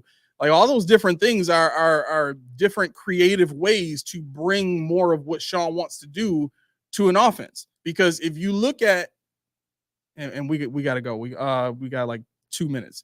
If you look at what Joe Brady learned studying up under what's the dude, Sean Payton. Right. That's the coach that he learned under. Right. That's the offensive guy that he kind of got all of his tricks of the trade from. He took that to LSU. Then he took it to Carolina. Now he's bringing it here. But if you look at what he ran in Carolina, and correct me if I'm wrong, it was Air Coryell's air raid system. Same thing he did in LSU. Yep. We're not going to see that this year, especially with these receivers. These are not the type of receivers that you put in an air raid system, right? So that's how we know it's not Joe Brady's system, right? Josh repeatedly talked about how much he loved playing for Daboll in that system, right? So we know that Josh prefers to throw the ball more than anything, right? And that's part of the reason why Daboll never really wanted to run, because he was trying to do what Josh loved doing and doing what Josh was great at, right? That's why they didn't run the ball more, because in Daboll's mind, you can't run too many different ways out of the shotgun, and the offensive line is not good enough to handle that. We saw that the last 2 years. So all of that combined leads you to it's Sean's show. It's what he wants to do. He's just trying to find guys that can employ it in creative ways for him. That's it. Yeah, I was going to say, just to top it off for Laura, I wouldn't say dysfunctional. I think you said it best when you said misguided. That's what it is. These are rookie mistakes that should have been made years ago, as opposed to adapting 5 years ago. 2 years into your tenure, now we got to go through these growing pains. Now, at the year 8 mark, with a 28-year-old Josh Allen and a Keon Coleman who probably won't even see the field as much as people think he is. So that's another shot to the gut. You got nothing at wide receiver, and your top draft pick is probably going to be relegated to the fourth wide receiver on the field. It's tough. Yeah, absolutely. Anything else before we start to close? I was going to say, for Roy, play action tend to freeze the linebackers because they don't know where the ball is going. It works. It works when the quarterback wants to work it. Josh Allen, you have to allow for a quarterback or somebody that's handling the ball to do what they feel works for them. In theory, it does freeze the linebackers, but when the quarterback doesn't believe in it, when he doesn't want to run it, it's going to be tough to sell it. Yeah, couldn't have said it better myself. All right, we got just over now we're right at 2 minutes. All right, so let me get us out of here. Yeah, everything's good over there. All right, Laura, always thank you. Yeah, man, no problem at all, Laura. Put some money on it. I'll put some wings on it. I guarantee I can get you that. Matter of fact, I got folk that's either played in the NFL or currently connected to the NFL right now that can tell you that's not what it is. The music's playing, right? Your 90 seconds started. Huh? It started already, right? I know. Okay. I know. Outside looking in, about to get some money. But listen, thank you everybody for tuning in. Thank you for putting up with my terrible producing in this during this show. That was excellent. But you know what? You guys stuck through it, and you stuck with us, and you commented, and we love you for it. Thank you so much for doing that. So for anybody who hasn't done this already, like, subscribe, hit that bell, make that thing Ring-a-ling-a-ling, so that you can get notifications when we send notifications. Like the one I sent on Monday, right? It was Labor Day, and we didn't have a show, right? So I had to let people know we weren't doing the show.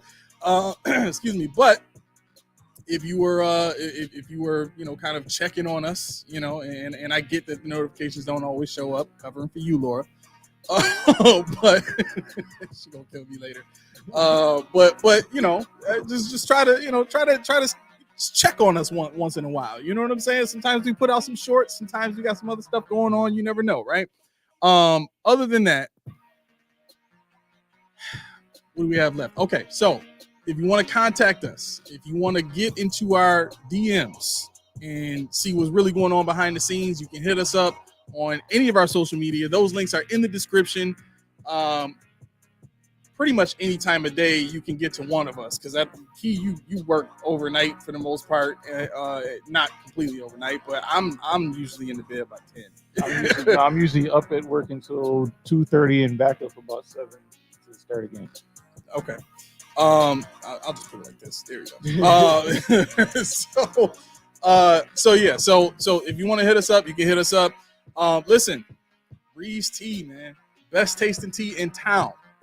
Best tasting tea in town. I don't know how many times I can say that. Best tasting tea in town. I've been drinking this stuff for years, and they finally putting it out the market. Finally, we've been telling the folk, you need to be selling this. Like, it's too good. It's too good. So anyway, that's all we got. We will be back here Friday. Hopefully, Mac will be back in good health. I might still produce. Who knows? Maybe I just get better and better at it. You might enjoy it. Right. Or maybe Junie gets off work early again and he can show up. But listen, it's been the Post Podium Podcast, home of the all truth, no sodium takes. I've been your co-host, Aramis. This is Key. And we are out of here. Y'all have a great night. See you.